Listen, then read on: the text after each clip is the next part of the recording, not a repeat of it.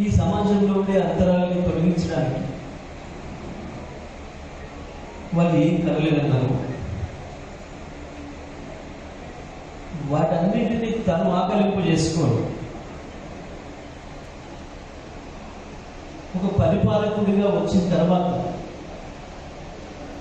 తనకు వచ్చిన అవకాశాన్ని, తనకు ప్రజలు ఇచ్చిన అవకాశాన్ని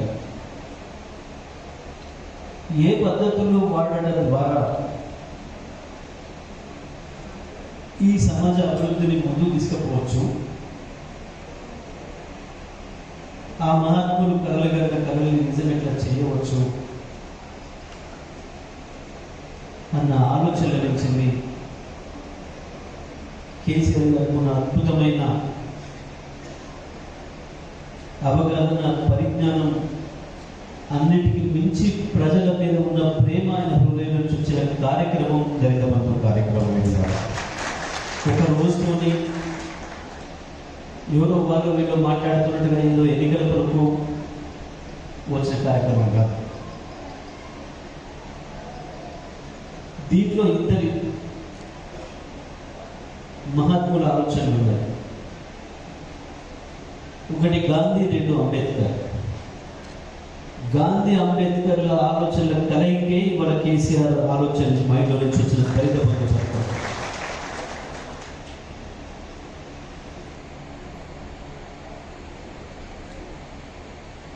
దేశంగా ఏర్పడ్డ ఈ దేశంలో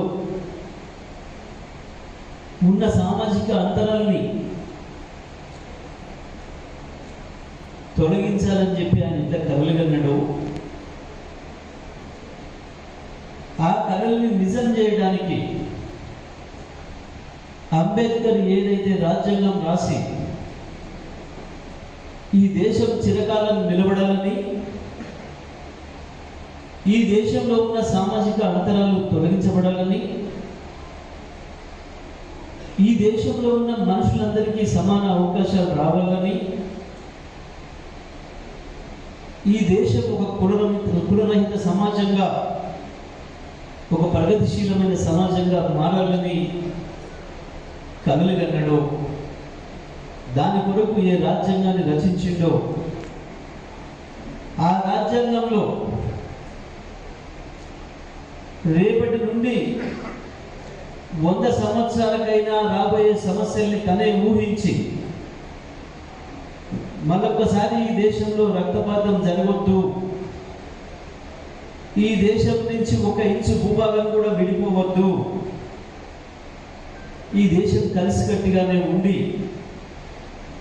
ఐకమత్యంతోనే, భిన్నత్వంలోనే ఏకత్వాన్ని సాధించాలి, సామాజిక అంతరాలు తొలగించబడాలి అని కలలు తన రాజ్యాంగం రాసిండో, ఇవాళ వాళ్ళిద్దరి కళలను నిజం చేసే ఏకైక పథకం ఈ దేశంలో దళిత బంధు పథకం మాత్రమే, కేసీఆర్ ఆలోచించే పథకం మాత్రమే. ఏదో రిజర్వేషన్లు ఇచ్చి వీళ్ళకు మాదిరి పోగొట్టిండు అని చెప్పి బాధపడబడుతున్నారు. కానీ భారతదేశంతో పాటే స్వతంత్రం ఆయన ఇచ్చిన రిజర్వేషన్లు కావచ్చు, అందరికీ అవకాశాలను కల్పించాలి అంటుంది. ప్రపంచంలో అప్పటికి మేమే నాగరికులం అని చెప్పి పోజులు కొట్టిన చాలా దేశాల కంటే ఇవాళ తెలంగాణ సమాజాన్ని చీల్చాలనే ప్రయత్నం చేశారు. తెలంగాణ ఉద్యమాన్ని బలహీనం చేయాలి, తెలంగాణ రాష్ట్రం వేరు కాకుండా అడ్డుకోవాలి అని చెప్పి వాళ్ళు చేసిన కుట్రలలో అనేక రకాల భయాల్ని, సందేహాల్ని, అనుమానాల్ని తెలంగాణ ప్రజల మనసులో చూపించే ప్రయత్నం చేశారు. తెలంగాణ మీరు వేరైతే నీకు ఏమొస్తుంది, విడిపోతే నీకు పరిపాలన చేసుకోరాదు, విడిపోతే నీకు కరెంట్ ఉండదు, విడిపోతే నీకు నీళ్లు ఉండవు, వస్తే భారతదేశంలోనే ఈ రాష్ట్రాన్ని నెంబర్ 1 రాష్ట్రంగా చేస్తామని చెప్పి ఆనాడే చెప్పిండు ఉద్యమ నాయకుడిగా. ఇవాళ చేసి చూపించిండు. 7 ఏళ్లలోనే భారతదేశమే నెంబర్ 1 అని చెప్పి కేసీఆర్ చెప్పండి. ఇక్కడ ఏమీ కనపడలేదు. కానీ ఇవాళ మీరు వద్దంటే నీళ్ళు వస్తూ ఉంటాయి, పొలాలు జాలువారుతూ ఉన్నాయి, బంద్ చేయమనే పరిస్థితి వచ్చింది.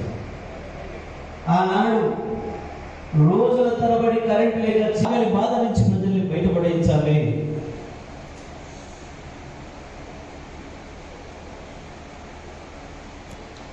ఆకలి నుంచి, ఆత్మహత్యల నుంచి తెలంగాణకు మొదటగా విముక్తి కల్పించాలి. అది వీళ్ళు వాళ్ళని లేదు, అన్ని వర్గాల ప్రజల్లో ఉంది. తెలంగాణ 65-70% పైగా గ్రామీణ ప్రజలు 60 సంవత్సరాల ఆంధ్ర పరిపాలనతో ఈ రాష్ట్రం ఎడారైంది. వ్యవసాయం మీద ఆధారపడ్డ ఈ రాష్ట్రం ఎడారిలాగా మారి రైతులే కాదు, రైతులతో పాటు భూమి మీద ఆధారపడిన అన్ని వర్గాల ప్రజలు, అన్ని వృత్తుల ప్రజలు నాశనమైంది. అందుకే మొదటగా ఒకప్పుడైనా తిండికి నోచుకునేటట్లు ఉండాలి ప్రజలు. ఆర్థిక భారంతో సొంత అమ్మ నాన్నలకి అన్నం పెట్టలేని పరిస్థితులు ఉన్నారు. దాని నుంచి బయటపడించాలని చెప్పి మొదటగా 1000 రూపాయల పెన్షన్, రైతులకు 1,00,000 రూపాయల రుణమాఫీ, ఆ తర్వాత అప్పుల పాలు కావడానికి వ్యవసాయం ఒక్కటే కాదు, దాంతోపాటు ఆడపిల్ల పెళ్లి కూడా కారణమవుతుంది. కాబట్టి ఆడపిల్ల పెళ్లి చేసుకుంటే ఈ కులం ఆ కులం, ఈ మతం ఆ మతం తేడా లేకుండా 1,00,000 రూపాయల వరకు కళ్యాణ లక్ష్మి, షాదీ ముబారక్ పథకాల ద్వారా పైసలు అందిస్తూ హాస్టల్ స్కూళ్ళల్లో మన బిడ్డలు పెరిగేది వాళ్ళని ఆరోగ్యంగా పెంచాలి అని చెప్పి సన్నబియ్యం ఇస్తూ, బియ్యం కూడా నెలకు 4 కిలోలు సరిపోవు, మనిషికి 6 కిలోలు చేయాలని చెప్పి 6 కిలోలు చేసి అనేక పథకాల ద్వారా ముందు ఆకలి నుంచి బయటికి తీసుకొచ్చిన తెలంగాణ సమాజం. అంతేకాదు వ్యవసాయాన్ని బాగు చేసుకోవాలి, వ్యవసాయమే అందరికీ తిండి పెట్టేది కాబట్టి వ్యవసాయ రంగంపై దృష్టి పెట్టి ఒక్క రుణమాఫీతో సరిపోదు. తెలంగాణ 30 లక్షల పైగా బోరు బావులు ఉన్న తెలంగాణలో ముందుగా కరెంట్ అయినా ఇస్తే కనీసం వ్యవసాయాన్ని బతికేవచ్చు, దానిపైన ఆశ నిలిపోవచ్చు అని చెప్పి 24 గంటల ఉచిత విద్యుత్ ఇచ్చి కృష్ణ గోదావరి జలాల్లో మన వాటా ప్రతి నీడు చుక్కలు తీసుకోవాలని చెప్పి, ఏ నీళ్లను ఎక్కడికి తీసుకొస్తే తక్కువ ఖర్చుతో పొలాలు వారుతాయో దానే ఆలోచన చేసి 1 కోటి ఎకరాలకు పైగా భూమిని సాగులోకి తీసుకొచ్చి దానితో పాటు ఆ భూమి మీద ఆధారపడిన అనేక వృత్తులు, దురదృష్టవశాత్తు ఈ దేశంలో వాటికి కులాల పేరు పెట్టిన అనేక వృత్తులు, ఆ వృత్తులను కూడా ముందు తీసుకురావాలి. ఆ వృత్తుల్లో ఉండే ప్రజల జీవనం బాగు చేయాలి, వాళ్ళ ఆర్థిక పరిస్థితి కూడా మెరుగుపరచాలని చెప్పి గొర్రెల పెంపకం కావచ్చు, చేపల పెంపకం కావచ్చు, రకరకాల పద్ధతుల్లో గ్రామీణ ప్రజలకు కొంత డబ్బులు అందించాలి అని చెప్పి దానితోని గ్రామీణ ఆర్థిక జీవనాన్ని పైకి తీసుకురావాలి, గ్రామాలలో ఆకలి లేకుండా చేయాలి అని చెప్పి అద్భుతమైన పథకాలతో ఇవాళ ఈ దేశంలోనే తెలంగాణ నెంబర్ 1 రాష్ట్రంగా తీసుకొచ్చారు.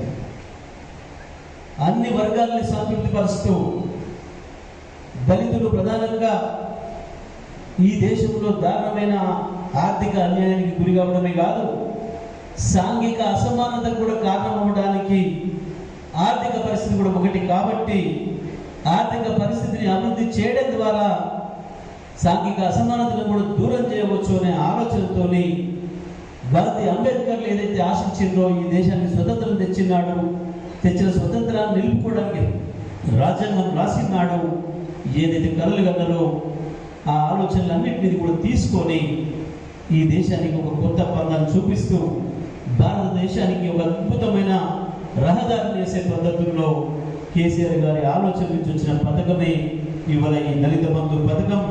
తప్పకుండా ఈ దళిత బంధు పథకం మనందరి జీవితాల్లో వెలుగు నింపాలని, అవకాశాన్ని ఇస్తే ఎవరు కూడా భూమి మీద ఆగరు, ఆకాశానికి వెళ్ళడానికైనా ప్రతి ఒక్కరు సిద్ధంగా ఉంటారు. అవకాశం లేకపోవడమే దురదృష్టం, ఆ అవకాశాన్ని మనం కల్పించాలి. నాకు ముఖ్యమంత్రిగా అవకాశం వచ్చింది కాబట్టి ఎవరేమన్నా సరే నేను అది చేసి తీరుతా అని చెప్పి పట్టుదలతోనే ఈ కార్యక్రమాన్ని ప్రారంభించిన ముఖ్యమంత్రి గారు. ముఖ్యమంత్రి గారు తెచ్చిన ఏ పథకం కూడా ఎన్నికల కొరకు ఆశించి ఎన్నికల ఆలోచన చేసి తీసుకురాలి. ఎన్నికలలో ఈ చేస్తామని చెప్పి ఆశ పెట్టి ఎవరితో కూడా ఓట్లు వేయించుకోలేదు. ఏ పథకం ఇచ్చినా ఎన్నికలకు సంబంధించిన వారికి ఎవరికి కూడా. ఈ మండలంలో కూడా వేల మీద లెక్క పెట్టే మంది ఉండే నాకు. ఎట్లా వస్తుందన్నా రాణిస్తారా వాళ్ళు? అవుతుందంటావా? అయితే బాగానే ఉండు, కానీ ఆడైతే ఎన్ని వెన్నుపోట్లు వచ్చినా, ఎన్ని కుట్రలు జరిగినా, ఎత్తిన జెండా దించను, ప్రాణం పోయినా సరే తెలంగాణ ఇప్పుడు తప్ప మరెప్పుడు రాదు, ఇప్పుడే కొట్లాడి తీరాలి అని చెప్పి తను నిలబడింది కాబట్టి చివరికి తన ప్రాణాన్ని అడ్డం పెట్టే స్థితికి తీసుకొచ్చింది కాబట్టి తెలంగాణ రాష్ట్రాన్ని సాధించగలిగింది. తెచ్చిన తెలంగాణలో కరెంటును 6 నెలల్లో బాగు చేస్తా అంటే ఎవరు కూడా నమ్మలేదు. కరెంట్ ఇస్తావా, నీతో అవుతుందా? నువ్వు 24 గంటల కరెంట్ ఇస్తే నా జెండా తీసేసి నీతో వస్తా అన్నాడు. కానీ కేసీఆర్ 24 గంటలు కరెంట్ ఇచ్చేడు, ఆయన మాత్రం రాలే, మాట తప్పాడు. చాలా మంది అనుకోనివి, చాలా మంది ఊహించనివి, చాలా మంది కలలేనివి కూడా తను కలగని వాటిని నిజం చేయగలిగిన నాయకుడు కేసీఆర్ మాత్రమే ఈ రాష్ట్రంలో, ఈ దేశంలో ఇంకొకటి లేదు. కేసీఆర్ అనుకున్నది ఆపడం ఎవరితో కూడా కాదు. ఈ రాష్ట్రంలో ఇంటింటికి మంచినీళ్ళు ఇస్తా, అది కేవలం నదుల నుంచి తీసుకొచ్చిన నీళ్లు మాత్రమే ఇస్తా, కృష్ణా గోదావరి నదుల నీళ్లు మాత్రమే ఇస్తా అని చెప్పి మిషన్ భగీరథ పథకాన్ని ప్రారంభం చేస్తే నమ్మలే. ఇక్కడ నమ్మకపోవడం కాదు, సాక్షాత్తు గుజరాత్లో ప్రధానమంత్రి సొంత రాష్ట్రం గుజరాత్లోనే పోయి మాట్లాడితే నమ్మలే వాళ్ళు. మేము ఒక జిల్లాకి ఇస్తానికి 12 ఏళ్ళు పట్టింది, మేము 12 లక్షల మందికే ఇస్తా ఉన్నాం, 12 ఏళ్ళు పట్టింది పూర్తి చేయడానికి. 3.5 కోట్ల మందికి 1 కోటి పైగా ఇళ్లకు మీరే చేయగలుగుతారు అని చెప్పి. కానీ కేసీఆర్ ఒకటే మాట చెప్పిండు, 3 ఏళ్లలో మీకు ఇంటింటికి నీళ్ళు ఇవ్వకపోతే నేను ఓట్లే అడగను అని చెప్పిన ధైర్యం ఉన్న నాయకుడు కేసీఆర్. ఈ దేశంలో చెప్పిన మాట ప్రకారం ఇంటింటికి నీళ్ళు ఇచ్చేది వల్ల ఈ రాష్ట్ర ప్రజలు కేవలం కృష్ణా గోదావరి నీళ్ళు మాత్రమే తాగుతున్నారు. ఇవాళ మనం తిరుమలగిరిలో తాగే నీళ్లు గోదావరి నుంచి వస్తుంది. వాళ్ళు చూస్తున్నాం, కాళేశ్వరం మొదటి నీళ్ళు తీసుకున్న వాళ్ళం మనని. ఇవాళ మన పొలాలు 4 కార్లు మనం పండించుకున్న నీళ్లు, గోదావరి నీళ్లు కేవలం కాళేశ్వరం ద్వారా వచ్చిన నీళ్ళు మాత్రమే. మాలిపురంలో దాదాపు 190 కుటుంబాలు ఏమైనా ఉంటాయి. అందరికందరూ ఒకటే పని దుకాణం పెట్టుకుంటారు. అందరు 190 మంది ట్రాక్టర్లు ఉన్నారనుకో, ఉపయోగం ఉండదు. అందరి దగ్గర అది పడుతుంది. అందరూ కార్లు కొనుక్కుందామని పెట్టుకున్నాం అనుకో, నష్టం అవుతుంది. ఎక్కువ మంది పెడితే కూడా లాభం అయ్యేది ఏంటి?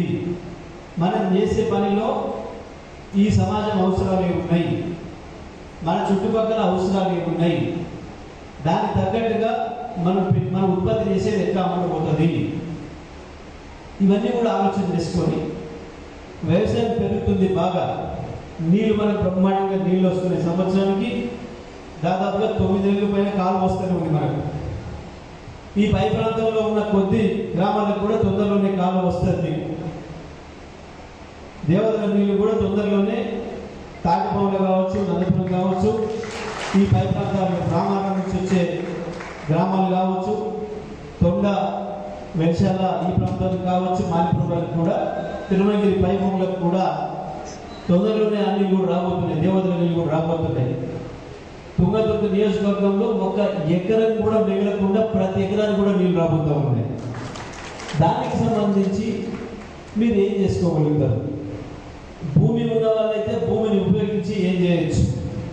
భూమి లేకపోయినా సరే వాళ్ళు భూమిలో పండించిన పంటను మనం తీసుకొని ఏదైనా పద్ధతుల్లో మార్కెట్ చేయగలుగుతామా? దాన్ని ఎట్లా చేయగలుగుతాం? ఒకటి వాస్తవం, ఈ భూమి మీద మనుషులు ఉన్నంత కాలం తినకుండా ఉండలేదు. పొద్దున్న లేస్తే ఛాయో పాలో చల్లో పెరుగు, దాంతోపాటు అన్నము కూరలు ఏవి తినకుండా ఉండలేదు. అది చికెన్ కావచ్చు, మటన్ కావచ్చు, ఫిష్ కావచ్చు, అది వరి బియ్యం కావచ్చు, గోధుమలు కావచ్చు, జొన్నలు కావచ్చు, అనేక రకాల కూరగాయలు కావచ్చు,